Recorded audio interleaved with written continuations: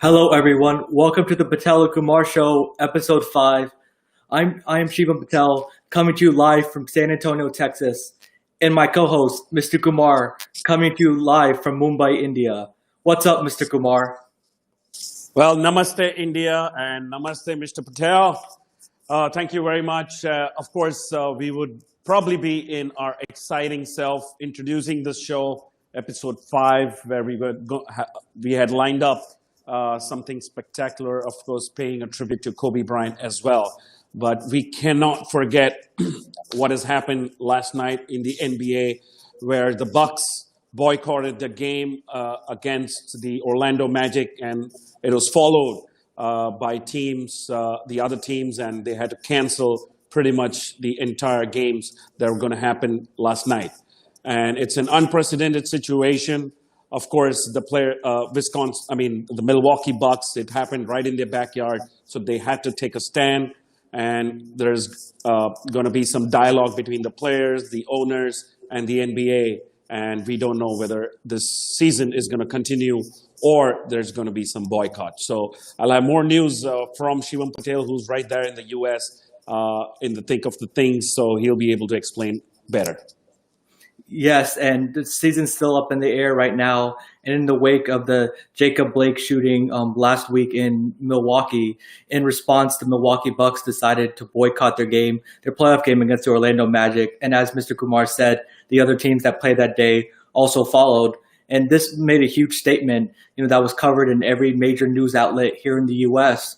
And it was also very important that all the other major sports leagues that were playing, the MLS, the MLB and the NHL also postponed their games that happened yesterday, and it was a very powerful statement. And this is very significant yesterday because this is the first time, especially specifically in the NBA, that NBA players have boycotted a playoff game. It happened in 1981, but Bill Russell boycotted an All-Star game. So I think the players send a very powerful message, and that they want change and social and justice reform and equality. And I think that the players could continue to use their platform to enact that change. And I believe the players are very emotional and feel this way because they feel like if they weren't NBA basketball players that are on TV every day and are famous, what happened to Jacob Blake may have happened to them. And they want to be treated not as basketball players but as human beings. This is basic human rights. And I don't know if you remember, but also before the bubble started, Kyrie Irving brought it up to the Players Association. He was like, why are we playing, in the midst of this social justice? At that time, it was George Floyd. And he was ridiculed, criticized, but he ended up, being right. And, props to the players for standing up for what they believe in, sacrificing their income and fighting for what's right. And Mr. Kumar, the players have had enough, with all these social justice incidents, with Breonna Taylor, George Floyd, among others. And now this Jacob Blake incident really was like the last straw that really the players were like, there needs to be change. And after, the boycott, the Bucks were in the locker room talking to Wisconsin's lieutenant governor, trying to figure out ways that they can make change in that community. Like, how can we better the specifically Wisconsin community, and what more can we do? Because they feel like what they've done has not been enough, and that the players, can definitely do more and use their platform to be able to reach a large amount of people. And yesterday there was a players only meeting to discuss whether to continue the season or not. And prominent voices in that meeting, with Chris Paul, of course, the president of the NBA Players Association, LeBron James, who's been fighting, for political and social justice, Kawhi Leonard, Doc Rivers, who had a very passionate speech, about Jacob Blake and about, being African American in America and how like they're not treated the same way. And these players are just trying to figure out, what to do. They did take a preliminary vote, and the Clippers and the Lakers decided not to play the season, but it's just very preliminary. And today the players are going to spend time figuring things out. What are the next steps forward? Because they did make a statement yesterday, but now there needs to be a plan forward that if we do decide to play, how can we further this social justice movement and keep the conversation going or if we don't decide to play, how active can we be in the communities to enact change? So those are kind of stuff that are been going on, and the players really want more from the owners. And today there's a board of governors meeting, and I think they want the owners to take a larger step, because they have really political influences and to the lawmakers and legislators that they can make can make significant amount of change. So right now the season's up in the air, but as the players say, this is more bigger than basketball, and I just give kudos to the players for standing up for what's right. Absolutely, Mr. Patel, because this is an unprecedented move, and in the history of professional sports, we have never seen anything like this before. Of course, 80% of the players in most leagues, especially in football and basketball, it's pretty much African American players, and they do feel that they have been wrong, especially with the current situation that's happening. And I wouldn't be really surprised if if the players boycott the rest of the season, because I do totally support them, and the time for change has come. And if these players who are influential don't take a stand, then you can't expect a common man to take a stand and win and cause reforms, basically. To give you an example, I mean, in India also, they say unity in diversity, people coming from different states, but every time you see, there's some kind of injustice happening even in the Indian society, whether it's religious, persecution, whether it's caste system, or whether it's even people coming from different states, especially people from the Northeast. They face a lot of flack when they are in some different states, because people still consider them to be like not Indians, and they face this problem, in most situations. And I do feel for them, and I do support whatever the players are doing and whatever steps they're taking right now. Even with the IPL, there was a lot of call for boycott of Chinese sponsors and stuff like that. But you never heard of any single influential cricket player actually calling out or something like this. So it's a unique situation, and you must laud the players, because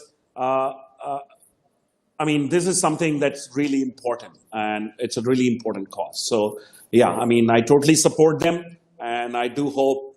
But at the same time, as a fan, I want basketball to continue. But I just wish the owners, who are probably multi-millionaires, billionaires, who have a great influence in the community, can probably push for a change in the legislation, change in the reforms, so that we can have a better society. Right, and this is what it's all about. Fighting a better society, creating equality. No matter what color your skin is or where your background is, everybody should be really be able to be treated equally. And the NBA, I have to give props to them also, because they've been doing a great job of listening to the players, of doing with all the social justice messages on the back of their jerseys, and on the court. And the NBA was the first league to shut down because of the coronavirus, and then they were the first league. And the players started this boycott that was worldwide, or excuse me, U.S. wide, and all those other leagues followed. So I think the players are doing the right thing. I think there's definitely getting headlines and getting people's attention. Now I think right now the players, as we speak, are trying to figure out a plan to be able to capitalize this huge moment in sports. And I think this is something big is going to come out of it. And like you said, Mr. Kumar, as a fan, we would like basketball to continue, but also as a human in society, we want to stand up for what's right and fight for equality. Yeah. So this entire, if you call it, it started 4 years back with Colin Kaepernick, who is from the NFL. He started taking a knee during the national anthem.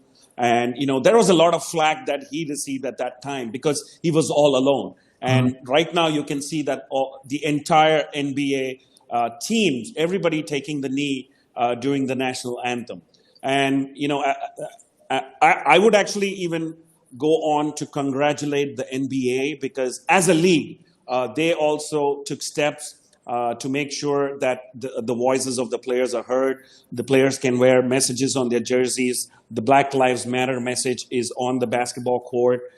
So yes, and I think as a league, even the NBA has done their bit. But yeah, I mean, I think it's time to take the next step.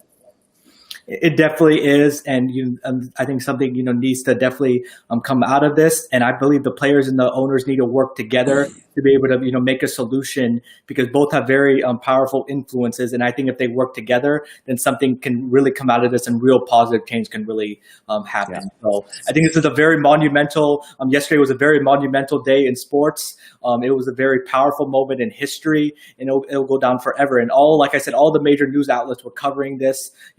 Which was really awesome. And I think this is going to continue to get pushed forward, and we're going to see change coming very soon. Yeah. Anyway, I think we have to get on with the show. I do hope the meeting that is going to take place between the players and the board of governors come to a definite solution. But let's get on with the show. We're going to have the weekly recap of the games that happened last week. And then, of course, we're going to talk about the lottery. We're going to have Karan Madhok, who's media personnel and especially covering Indian basketball and the NBA, on our show today. And we will end, of course, we're going to have a tribute to none other than the late Kobe Bryant. So let's get on with the show, Mr. Patel. All right, yeah, let's get started. So we're going to be talking about the games from last Thursday through Tuesday, and I'm going to start with the Eastern Conference. And so far, the series had been one-sided. Of course, the Bucks did rebound after losing game one. Giannis has played a lot better, taking his game to the next level, and Chris Middleton has finally found his shot, and he's actually shooting more. And the Magic are just overmatched. So the Bucks would lead that series 3-1. The game was supposed to be yesterday, but ended up being postponed. So we'll see what happens there. The Indiana Pacers and the Miami Heat. The Indiana just really didn't have the horses to be able to give the Miami Heat a fight. Miami Heat were just too deep, with Goran Dragic having a huge series. Bam Adebayo was practically unguardable. He just dominated on the rebounding and just dominated inside on both sides of the floor. And the shooting of the Heat was just too much. And TJ Warren cooled off, but credit the Heat defense that they're really focusing on him, because he can go nuclear on everybody. And Malcolm Brogdon had a few games here and there, but it wasn't enough to be able to for the depth of the Heat. The Sixers and the Celtics, Mr. Kumar, going into this, we thought this was going to be a heated rivalry, one of the best series in the Eastern Conference, but it ended up being very one-sided. Of course, as many of you know, the Sixers did not have Ben Simmons, but Joel Embiid did his best to try to carry the Sixers, but the players around him didn't step up. Tobias Harris was very disappointing, especially as a max player. But the Celtics, even without Gordon Hayward, just Kemba Walker, Jason Tatum, and the emergence of Jaylen Brown, he is really a key X factor for the Celtics, because he can play inside and outside, take the ball to the hole, get to the free throw line, and shoot from the outside, and also play defense. So he's a very key player for the Celtics going forward. And the Celtics took care of the Sixers. And then, as many expected, the Raptors ended up sweeping the Nets. Even though the Nets played well that last seeding game against the Portland Trailblazers, they just didn't have the depth or the players to be able to compete with the Toronto Raptors. And the Toronto Raptors just overwhelmed the Nets with their athleticism, with their players. And I think the Toronto Raptors, as many expected, ended up sweeping the Brooklyn Nets, moving on to the next round. So now we're going to be moving on to the Western Conference, and I'll let Mr. Kumar break down those games for us. Oh, yeah. I mean, the West, LA versus Portland. I mean, after that first game, a lot of people had written off, Los Angeles Lakers, and thought that the Portland Trailblazers might probably, sweep them, according to Charles Barkley. But that didn't happen. They won 3 games in a row, and they're looking like that they're gelling well and becoming the team to beat in this playoff. Houston, OKC. The series is tied right now. The first 2 games taken by Houston, and then, of course, OKC coming back in Game 3 and Game 4. Of course, Game 4 was, especially the fourth quarter, was really bad for Houston, because I think they scored 5 of 26 from 3, and I'm really surprised by their strategy in that. The Denver-Utah series is something which is of great interest, because I know you and me both picked Denver to win this series, but it's pretty much been a series between Donovan Mitchell and Jamal Murray, both going at it. Mitchell is playing an amazing game. Clippers and Dallas, again, a very surprising result. Game, especially the game 4, where Luka Doncic, he was phenomenal, and especially with that buzzer beater, he just won the game. So, and they won the game without Kristaps Porzingis. He's not been playing for the last 2 games. He was also, I don't know what's the situation going to be when they come back. Yes, so the West is really stacked up. I think it's going to go at least a 7 series for the Houston OKC, and let's hope what's going to happen with the Denver Utah as well. Yes, Mr. Kumar. The top series are the Denver Nuggets, Utah Jazz, and the OKC and the Houston Rockets. And I think both of those series are going to go the distance. Those have been the most competitive series so far, in the Western Conference. So those series should go long, and I'm looking forward, if the NBA does resume, to seeing how those series plays out. So now moving on, we're going to be talking about the top player performances and the top players of the week. Kumar, I'll let you go first on this. Well, there's no doubt in my mind, actually. What an amazing play he had, that 4th game, especially going into overtime.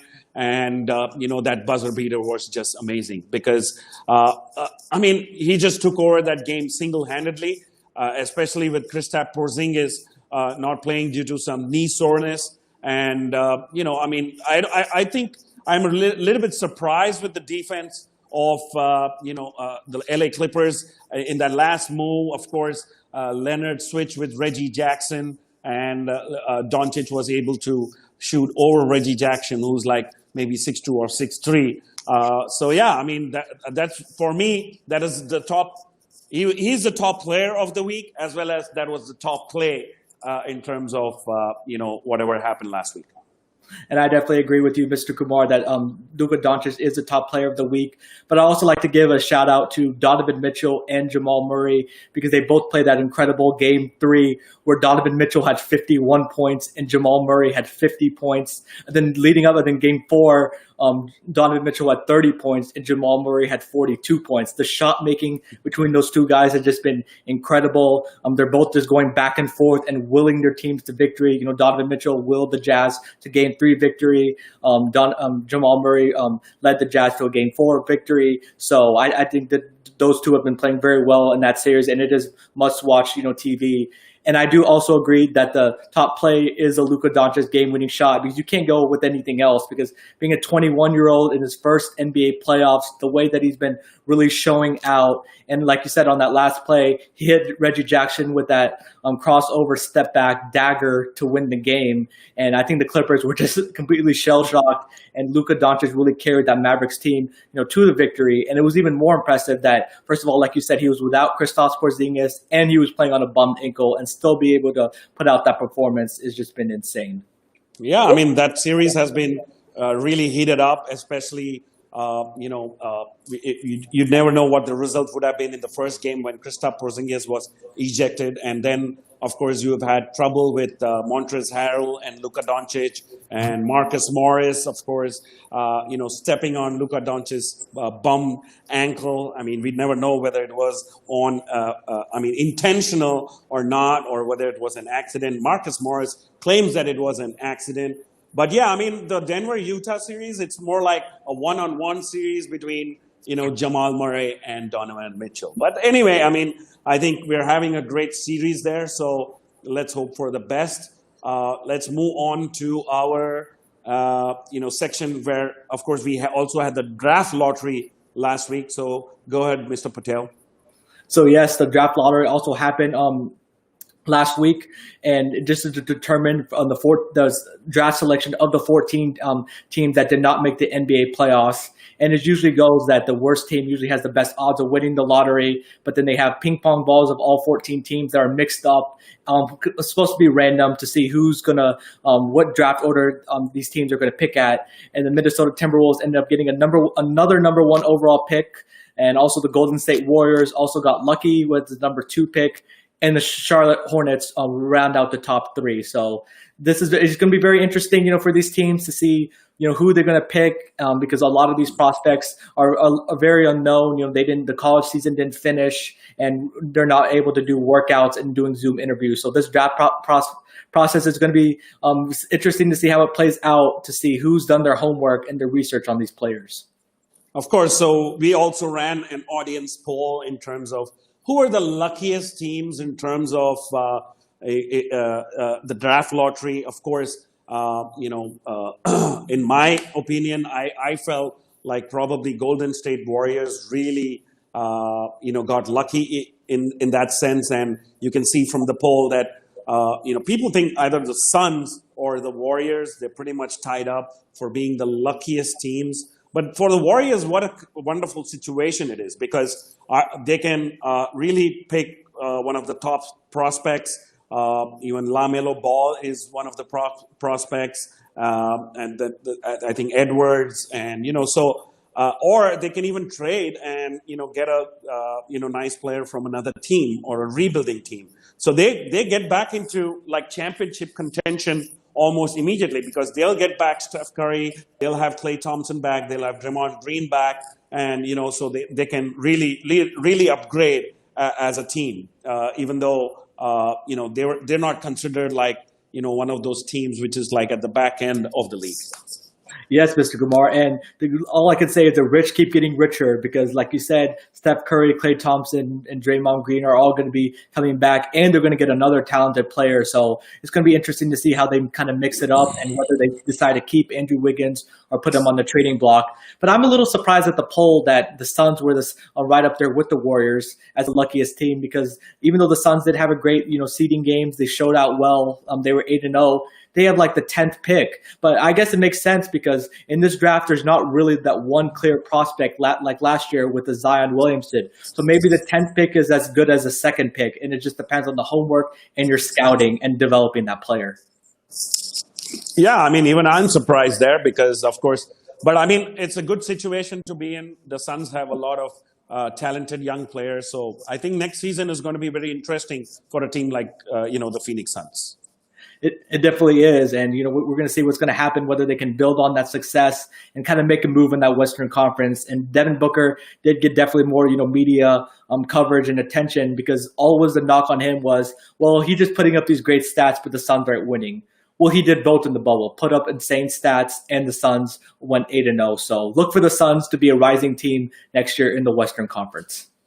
And the unluckiest teams in the draft lottery, of course, most people pick the Wizards, and so I don't know. I mean, I think any team which pretty much is below the top 5, I think is really unlucky in this situation, because this is not really a year with a great draft prospects, I would say. And as you mentioned, I mean, most of the college seasons didn't like really finish. We didn't have the NCAA tournament. We didn't have the Final Four. So it's really, it's a tough choice for a lot of teams. So I don't know how they're going to make these candidates work out.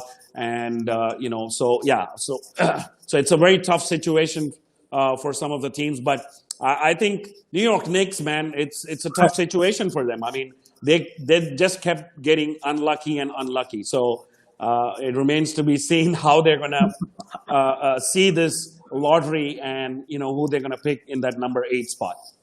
Yes, and the Knicks did ended up last year not getting Zion Williamson, and this year they're going to be the 8th pick when they were projected to be 6th.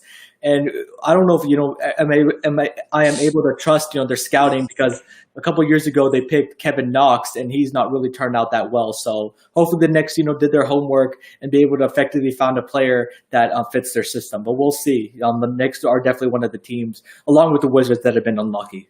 Yeah. So let's talk about the Knicks situation with a Knicks fan, because we're going to have. Introduce our guest right now. Let's bring in Karan Madhok, who's a media personnel from India, who's been writing about Indian basketball. He's has his own blog called Hoopistani. He has his own podcast called Hoop Darshan. He is also written for Slam magazine and NBA India. So he's probably one of those people who's prominent in the Indian basketball circle without being a player, but as a media representative. So let's bring in Karan Madhok into our show. Hello, welcome, Karan, to the Patel and Kumar show. How are you?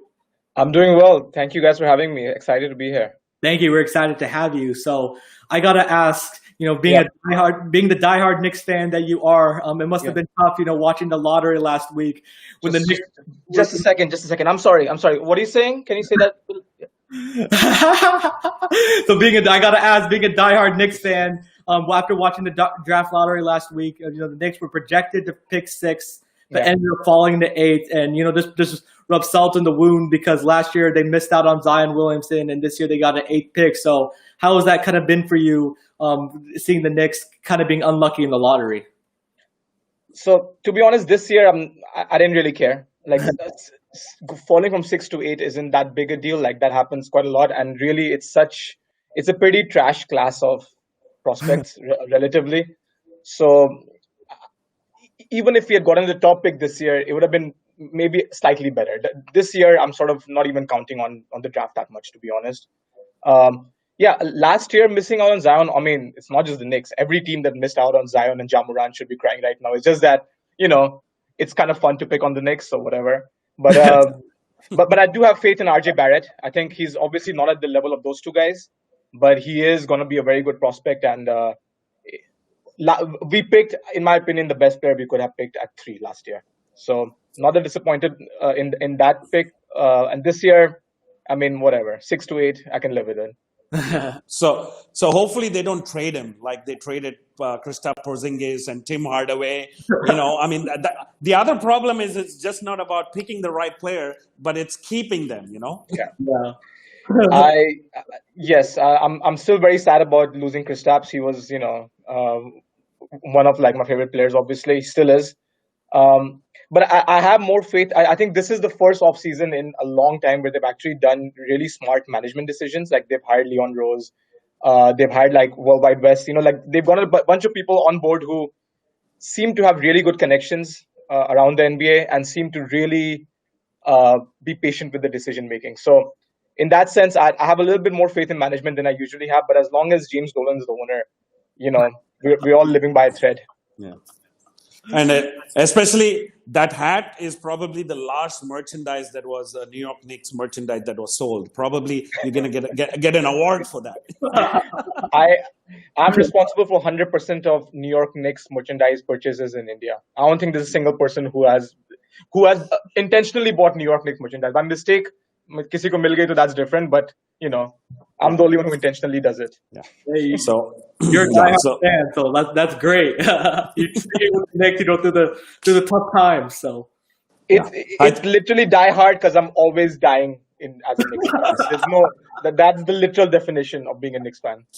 I know. Sorry, only you and Stephen A. are the hardcore fans, I guess. But anyway, I think let's move on to a little bit of somber mood after we had fun at the expense of the Knicks. Of course, you heard about what happened last night in the NBA, especially with the teams boycotting the games. And of course, they're going to be discussing on what the future is going to be for the NBA this season. So what are your thoughts, especially with you being in the US? What kind of sentiments are you getting from the US, as well as what are your thoughts on what's happening in the NBA?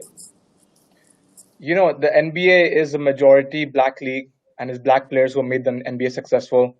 And it really is the success and failures of the league relies on their talents and their popularity and their charisma and everything that they bring to the league.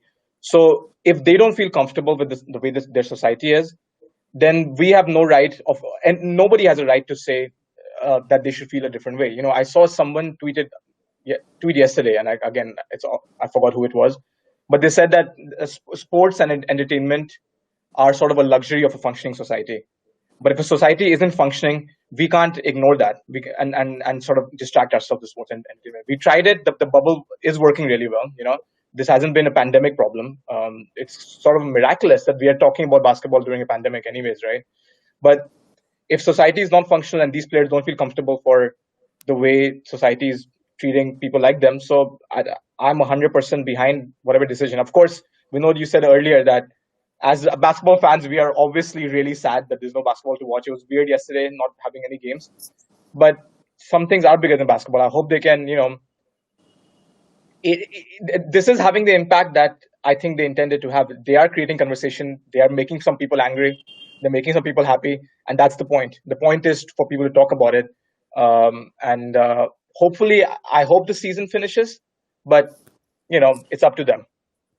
Yeah, and that's very well said, Karan, because these NBA players are trying to use their platform to be able to enact change, and these owners, definitely need to be more involved because they have the influences to be able to make social change. So now moving on, we're going to be doing a tribute now, to the Black Mamba, Kobe Bryant, who tragically, passed away earlier this year. And for this tribute, we're going to be talking about the top Kobe performances. I know there's so many to choose from. He had a very long and illustrious career, winning 5 championships and multiple MVPs. So, Karan, I would like to let you start out with what is your greatest Kobe performance?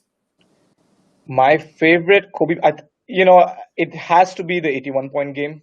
And I know it came in the regular season and against a Raptors team that was really terrible that year, and it's sort of in the larger scheme of things it was meaningless, but it's such an iconic moment. He did what I didn't think was humanly possible, was in the modern era reach 80 points in 2006, I think it was, right? Yeah. To do that, not in the 60s, not when Will Chamberlain is like a foot taller than everyone else and no one else in the league is half as athletic as him. He's a guard and he scored 81 points. He did a lot of it, the scoring from the perimeter. So it was, I still get shivers remembering that game. I remember exactly where I was when it was happening. And I know he's won 5 championships and he's done so many greater things team-wise, but that 81-point performance has to be his most legendary game. Yeah, it's definitely up there, and it was just incredible because they needed, every one of those points because they were down, up until the third quarter. So he really willed them to victory. So for me, my greatest Kobe performance has to be the Kobe farewell game, scoring 60 points against the Jazz, because the years before that he was dealing with, ACL problems, and he wasn't really the same player that he was before, but he willed his team, to another victory. His last game of the season, he ended up saying Mamba out, and even though he's scoring 60 points and shooting 60%, from the field, I think that was just an incredible performance, and it's the most typical Kobe performance ever, and it was a great way to really go out.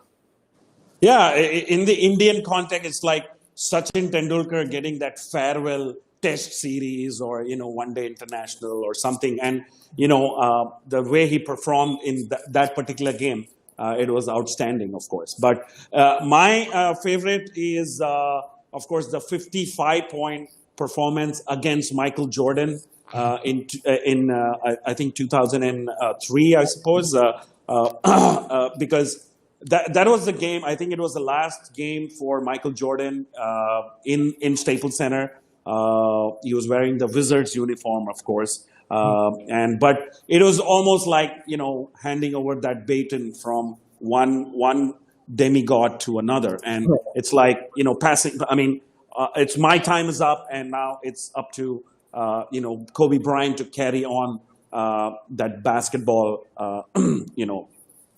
fanfare. So so he scored 42 points just in the first half. He tallied 55 points in total, 15 of 29 shooting, and 9 of 13 from 3. So so it was a great performance, and that tops it up. And some other performances are, of course, his Olympic performance in 2008 against Spain, and he had that 61-point performance against New York Knicks in Madison Square Garden. So everyone has their best games at Madison Square Garden. It's a pity that they don't just come and play for us. They could do that every single day. It makes it easier. They do it right in front of Spike Lee, who's sitting courtside. Right, yeah. Absolutely, absolutely. So yeah, we ran a poll, with the audience in terms of who they, who they thought were the finest performances by Kobe Bryant. Of course, we had the 81-point Raptors game, four straight 50-point games, and the Madison Square Garden performance. So let's take a look at the results because I think we would like to know what the audience thinks they thought were the best performances by Kobe Bryant. So most people think that the 60-point farewell game is what they picked. So they all went with Mr. Patel's pick. But the 81 points Raptors game is also, hanging in right there. No, yes, for sure. And those are two of his, best performances, and you can't go wrong with either one of them. And like I said earlier, Kobe has so many, great performances, and he's made an impact not only on the court but also off the court. So rest in peace, the late great Kobe Bryant, and your memory, will never be forgotten. And he's really been influenced by a lot of players today, with the Jason Tatums, Kyrie Irvings, that Kawhi Leonard's, that Mamba mentality will definitely live on forever. Absolutely. And just to get your opinion, Karan, you've, of course, covered Indian basketball, NBA, and everything. How was Kobe's influence in Indian basketball or in the Indian context? No, it's huge because here's the thing. Guys like Magic and MJ, Larry Bird, like that generation of players, I think are considered almost like gods. But by the time NBA broadcasting started to become ubiquitous in India, by the time it started to become big, it was mid to late 90s. Before that, I think most of us, me personally, I was too young to see Jordan in his prime. By the time I got into the game, Jordan was almost retiring. So to me, Jordan is the greatest player ever, but at the same time, I didn't personally get to experience it. I didn't grow up on him. Whereas as the TV hit, as the broadcast in India hit, it was the Kobe Shaq era, it was the Tim Duncan era, it was the Allen Iverson era, And this era, the beginning of this era was dominated by Kobe and Shaq. And Kobe especially because Shaq is almost superhuman. You can't really try and be Shaq. He's so big and dominant, and no child grows up thinking like, I'm bada hoke main Shaq banunga. Like no one can grow up and be him. You have to be blessed with what he has. Whereas Kobe thing was even, of course, he's all-time great athlete, but I think his legacy or the way he was marketed was more about, here's a guy who really worked harder than anybody else. It was all about working hard. And that's something that, our Indian parents have really talked into our heads since we were kids, ki beta, you have to study really hard. That's the way to success. So I think that's why a lot of Indians related to Kobe a lot more. And I remember when Kobe retired, and then again after his death, I spoke to a lot of Indian basketball stars of the last 15, 20 years about who their favorite players are. So a lot of them said LeBron, a lot of them said Kevin Durant, a lot of them said MJ. But by far and wide, Kobe was the number one choice. I would say one out of every two players was like, Kobe is my guy. Because this is his generation and just his mentality, his legacy, they can relate to him or they want to relate to him more than anybody else. Absolutely.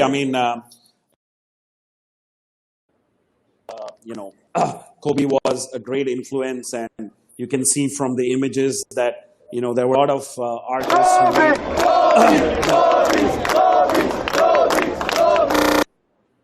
So yeah, this is just right after his death. There was a lot of candlelight marches in Meerut, in Kerala, in Bangalore, in Mumbai. So that shows the kind of popularity a player like Kobe had, and the influence that he had, especially among Indian basketball players. So it's great to see these things, but it was really sad that his life ended in it was so short. So I wish he had gone on to live a longer. I just want to give a shout out to Gopal and Ekalavyas for sort of collecting all of these memorials of Kobe after his death around India. Ekalavyas did an incredible job at making sure everyone was sending them their memorials. So all of a sudden there was like a whole gamu of 15, 20, 25 different people, different basketball courts all around the country celebrating Kobe. And that was a really cool thing to see. I didn't think that would happen. And so shout out for making that happen. So as you're shouting out, let's shout out for Gopal as well, because it's his birthday today. Hey, You know, hey. Happy so birthday, Gopal. happy birthday to Gopal, who's our executive producer.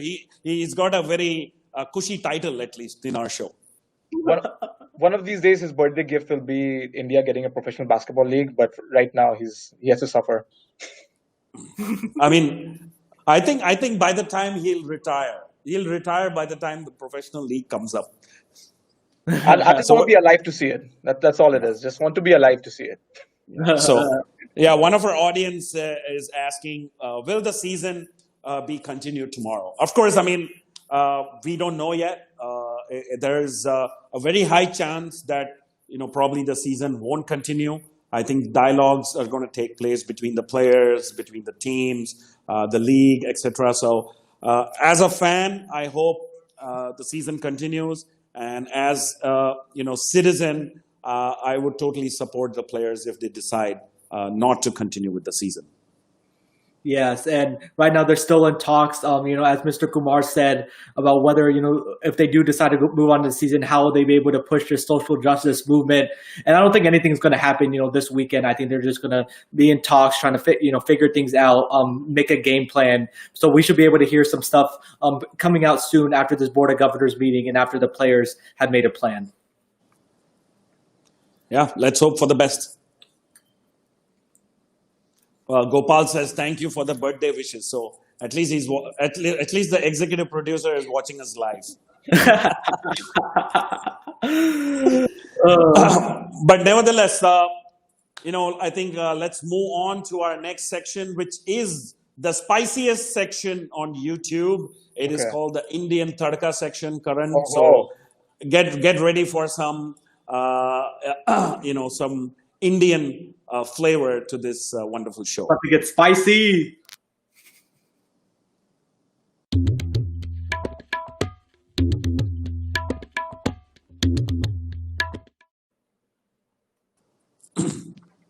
Yeah, so I mean, did you like us in that turban and everything? And That's amazing. That's such a cool graphic. I think Animesh is doing all of that, right? Yeah. Another shout out. Great job. Yeah. Shout out to us. Yes. Yeah. Yeah. So of course, Karan, just to give you a little bit of a brief, we're going to be talking about the Indian media and its role in terms of Indian basketball and, of course, NBA. And you have covered both to a very large extent. You had your blog that started, I think you were like way before time in terms of blogging, especially about Indian basketball, that too. I mean, a topic that I don't think any writer chooses in a place in a country like India. You have your Hoopistani blogs and Hoop Darshan, which is your podcast. Of course, I'm a little bit sad that you haven't called me in any of your Hoop Darshan episodes. And that's why I started my own show. You sort of stole my thunder. I was going to use this platform to publicly invite you for the next episode, but you have sort of spoiled that already. But so you're invited for the next one. Thank you. So, I mean, that's like self-advertising, You stole my thunder there. So, Shivam, please go ahead. I mean, I think you wanted to ask a few questions to Karan. Yes, Scott, and I wanted to ask you, a couple questions. You had your, Hoopistani blog, and you're a huge, basketball junkie. You're writing on both the NBA and Indian basketball. So I kind of wanted to ask you your inspiration for starting that Hoopistani blog and your Hoop Darshan podcast. So Hoopistani blog was more it came more out of necessity than actual. There has never been a business plan for me with the blog or any plan of like earning anything, because it's Indian basketball. No one plans to earn anything in this field. It's the equivalent of going to a gym to play basketball, but all the lights are off. It's night and you're just shooting. Kahin na kahin, maybe something will go in, but you're most likely going to miss. But really, it was. I was a big NBA fan growing up, and I wanted to find out more about basketball in our own country. And basically, as I was working with one of my earlier journalism jobs, I ended up interviewing Vishesh Bhriguvanshi, who has recently won the Arjuna Award. And he was an 18-year-old rising star back then. And he was from my hometown. I'm from Varanasi. He was from Varanasi too.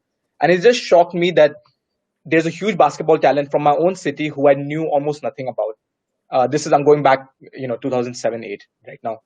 Um, and it was, and I almost felt ashamed. Like, I call myself a big NBA fan, and I know nothing about basketball stars in my own country, right, or in my own city. So it became like a search for news myself. I wanted to find out who else is good in Indian basketball. Where can I find information about the national tournaments, the national team, who are they playing next? And I realized that there was no consistent place, including the Basketball Federation of India, who were doing it consistently, putting the news out. So it was out of that hunt or the curiosity for news that I started the blog. And I specifically did a blog instead of a website, because a website means I have to have everything correct all the time.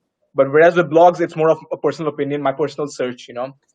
Of course, I got really lucky because Slam magazine, they published a few of my articles very early. So it sort of gave me, it gave me this sort of encouragement that, okay, I'm not just shooting basketballs in the dark. Maybe someone is reading. So in that sense, that eventually led to Hoopistani. And Hoop Darshan came up because my co-host, okay, I'm going to give another shout out. I'm good at this. Lakshman, who is just incredible, one of the great Indian basketball fans as well. He reached out to me and said we should totally start a podcast. This was about 6 or 7 years ago. And we've been doing it since. We don't earn anything off it. There's no business plan. We just want to get together and talk about hoops, and specifically Indian hoops, and some NBA too. So yeah, and still chugging along. Yeah, and Bhushan, or somebody from the audience said that no one covers Indian basketball better than Hoopistani. So that's definitely true. I could second that. Reading your work has just been incredible. So, Karan, you cover Indian basketball. So, kind of, how have you seen the Indian basketball grow and evolve since you've been covering it? So the biggest positive evolution has been, and this is going back to, so 10 years ago, 12 years ago, when I was looking for news, it was really difficult to find. The biggest positive evolution has been social media, because now players are able to get news out about themselves, by themselves, So it's huge now. Guys like Vishesh Bhriguvanshi or the Singh sisters or Gitu or Anita, like, they have become, at least in the basketball followers sort of views, they're becoming bigger names. We get to know more about them just because through social media they can reach out, which was not possible 12 years ago, because mainstream media barely covers Indian basketball news. So that is definitely a positive. But in terms of like the larger basketball scheme, I mean, Vinod, we are still, I don't know, we were more optimistic 10 years ago, right? I was sure a league is going to begin just 1 year from now, and we are still there. We're still chugging along, maybe 2 steps back, 1 step forward. That's how we're moving. I totally echo your sentiments. I think you started writing with the hope that there would be a professional league in India. Yeah.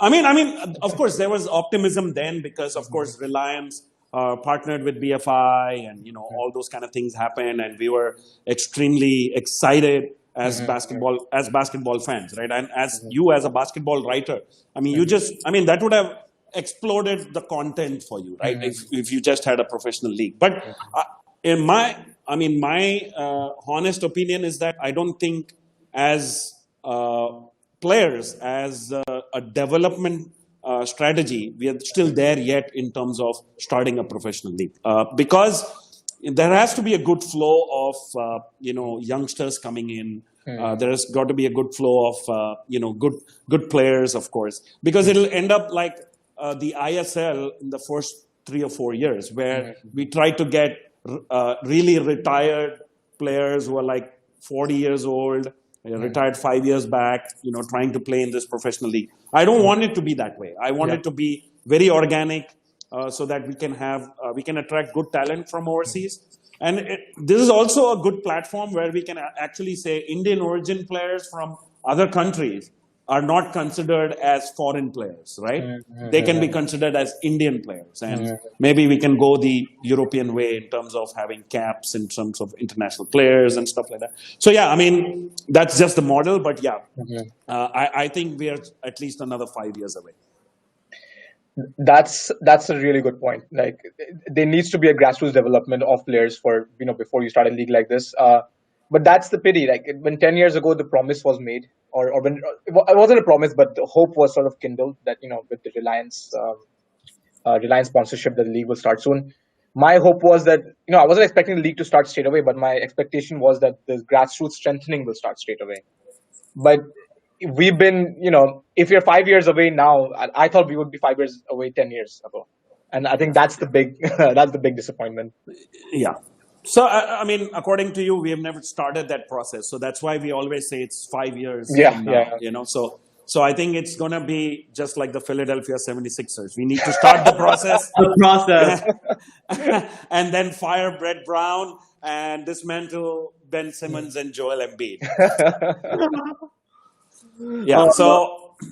So I mean, let's move on to our next section. Of course, this is something which is close to your heart. Yeah. But I would also like to point out, congratulations first to Vishesh Briguvanshi. There's no doubt, he's definitely one of the greatest players to come out of Indian basketball. I just hope that he was not injured and he would have got to play, overseas as well. He was selected in the Australian NBL, but of course, because of his injury, he couldn't play. But congratulations on receiving the Arjuna Award for 2019-2020. But there is something different about the Ganga, right? Because Varanasi, is producing players like we grow tomatoes in our backyard. It's very strange because no one would think, Varanasi, you think of the ghats, you think of Ganga, you think of pan, you think of saris, but you have to think about basketball because, and especially because of UP College, where they sort of set up a really good system about 25 years ago, and which has produced players like Vishesh, Trideep, and of course the Singh sisters, and many more of this current generation too. Vishesh definitely is, of course, one of my favorite players of all time. And you're right. I think he might be one of the greatest guards India has ever produced. I really wish he had a chance to play abroad too. But, because there was a point where he was an Asia level guard. We have a lot of good players, but only rarely do we get players who could be in all Asia teams. So I would say, for example, this decade, the only players who I would consider all Asia have been Vishesh, Amjot, and Amritpal. To really be the kind of players who play at Asian level and could make a top 5 team. So that's one disappointment. But congrats to him for winning the Arjuna Award. I hope it opens doors for the other guys I've named to also be considered for these awards because they have done so much for Indian basketball. Yeah, sure. And Animesh says a shout out to the UP college basketball court. Yeah, hell yeah. Did you play there as well? Were you from the same college? No, I was not from the same college. I was actually in boarding school most of my life, but I would go back, and every time I would go and go back to Varanasi, I would try and I'd make some excuse. Oh, I have to interview this person. I have to interview this person. They have really good lal peda right outside the court, so I'll make some excuse to get there and meet the greats. And Bhushan's also saying another comment. Principal Singh's future is looking bright, and he would be probably the first Indian player to play at the NBA. So, Karan, I got to ask you your thoughts about Principal Singh getting a historic moment, being able to play in the G League, being the first Indian player to play. It's awesome. So he won't be the first Indian player to play in the G League. Both Satnam and Amjot have gotten to play. But he may be the first Indian player to play in that G League select team. Yeah, G League select team, This year. Yes. Again, incredibly proud of him. Vinod, you're talking about the Ganga water. There's something in the butter of Punjab too. The murg makhani that they collect with these guys, because all of them just become these superstars, tall, athletic, guys who can handle the ball. I hope Principal has he picked up the game a little bit late, like a lot of these guys end up doing, but they're very important because they can open doors for the next generation. When young players see guys like Amjot and Principal not only make it but also become famous in a way for basketball, I think it gives hope that this game isn't entirely in India, that this game isn't entirely hopeless, that there is something you can aim at. Yeah, absolutely. It's Punjab, Ludhiana, nobody can forget that it has been a nursery for basketball. Amritpal, Amjot, of course, Principal now, and Jagdeep, Talvinder, So yeah, the mainstays of Indian basketball have all come from the Ludhiana Basketball Academy. So we were trying to say that Principal might be the first player to maybe play in the NBA, get some minutes, hopefully, especially with the G League select team. Right. So listen, guys, the Knicks have an 8th pick. Principal Singh is available. Just want to let them know, if I could give some advice, it's not a great draft anyways. They might as well pick this guy, and all of a sudden they'll have this huge Indian fan base. He might even get voted into the All-Star game. Who knows? Right, it'll be smart marketing, right? Be able to appeal to the Indian fan base, as you said. In the US as well as in India, Yeah. So yeah, I mean, that's pretty much what we have in store for. Thank you very much for coming onto the show, and discussing your views. Of course, we just hope, something constructive comes out of the meeting today with the NBA players, the teams, etc. So you're getting to watch it, pretty much from the US, and I believe you're stuck there because of the pandemic and everything, and you're still, in Washington D.C. Yeah, I probably stuck here for a few more months, but I'm hoping to get back to India as soon as possible. Yeah. Well, there's nothing much happening in terms of Indian basketball, so there's no hurry for you to come back. Listen, Indian basketball is ahead of the curve. We boycotted playing years ago. NBA is just catching up with us. They're catching up to Indian basketball. Exactly. Well, thank you very much, Karan. It was great to hear your thoughts, about Indian basketball, the Arjuna Awards, the NBA boycott, and then of course the New York Knicks. So hopefully, great days are ahead, for the Knicks, and best of luck with everything going forward. So thank you very much for coming on. Yeah. See you soon on Hoop Darshan, and probably hope to see you again back in Patel and Kumar NBA talk show as well. Anytime, guys. You guys are doing an incredible job. I'm so happy you exist. I'm a big fan of anyone doing anything to promote Indian basketball, and really will be rooting for you guys. And Vinod, I will catch you on Hoop Darshan soon. Thank you. Thank you so much. Thank you, Karan. Have a good day. Well, that was insightful, and we had a very nice segment there in terms of discussing Karan's views on, of course, Kobe Bryant's best performances, his insight on Indian media and its role in terms of promoting Indian basketball as well as the NBA, and of course discussing his hometown hero right now, Vishesh Briguvanshi.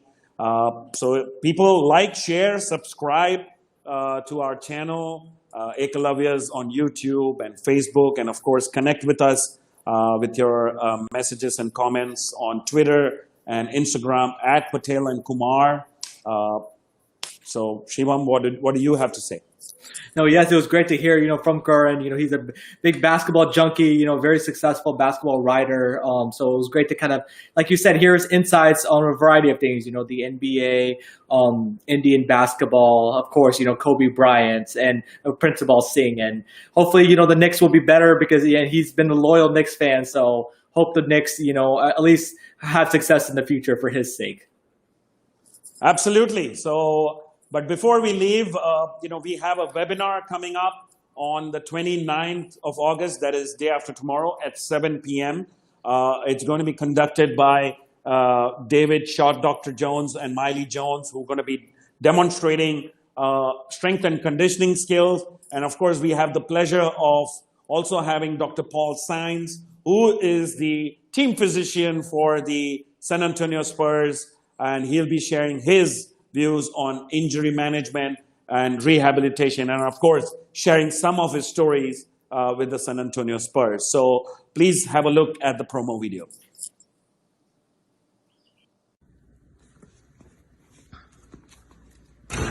Namaste, India.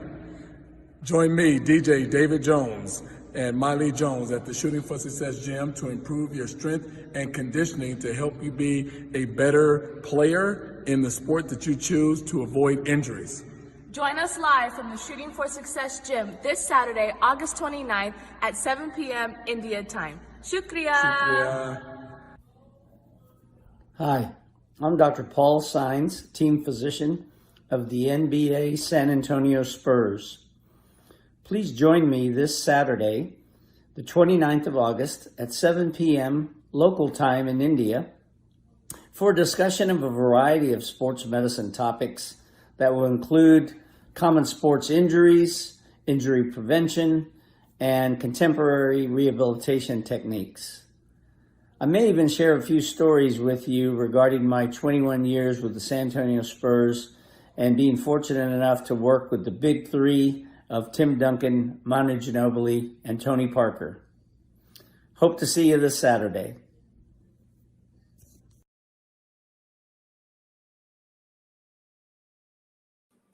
All right, if you can't get enough of me and Mr. Kumar, don't forget to join us Saturday, August 29th at 7 p.m. India time, as we're going to be with Coach DJ, Miley, and the Spurs doctor, Dr. Paul Signs, and we're going to be doing strength and conditioning drills and talking about injury prevention. So make sure you be there, and we look forward to seeing you all there. Yeah, and just hope the discussion between the NBA players, the NBA teams, the Board of Governors, everything takes place well. We do support Black Lives Matter, Yep. and we totally wholeheartedly support the NBA players in their actions. So thank you very much once again, and hope to see you again next Thursday, 7 p.m. at the Patel and Kumar NBA Talk Show. Yes, and be sure to subscribe and comment on our YouTube and Instagram channels.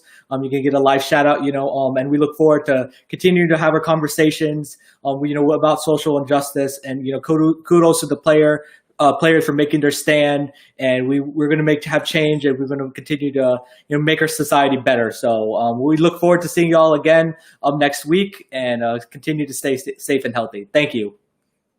Thank you.